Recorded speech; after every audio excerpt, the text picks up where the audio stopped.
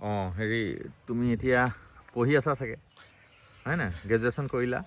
গতিকে তোমালোকে লকডাউনৰ টাইমত ডিজিটেল ক্লাছবোৰ কৰিবলগীয়া হৈছিল হয় নাই গতিকে ডিজিটেল ক্লাছবোৰ কৰোঁতে আমাৰ এই ৰুৰেল এৰিয়াছবিলাকত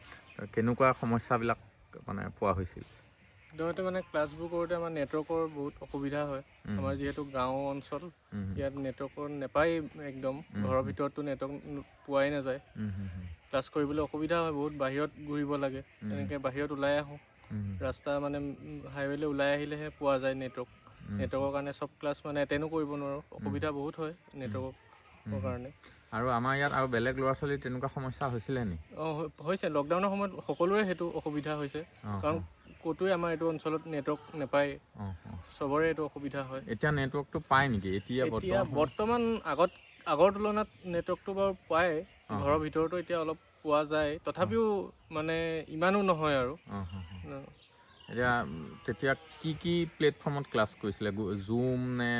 আমাৰ গুগল ক্লাছৰুমতে হৈছিলে বাৰু গুগল ক্লাছ আমি চব মানে এটেণ্ড কৰিব নোৱাৰোঁ নেটৱৰ্কৰ কাৰণে থাকি যায় কিছুমান দিগদাৰ হয় বহুত নেটৱৰ্কৰ নেটৱৰ্কৰ এটা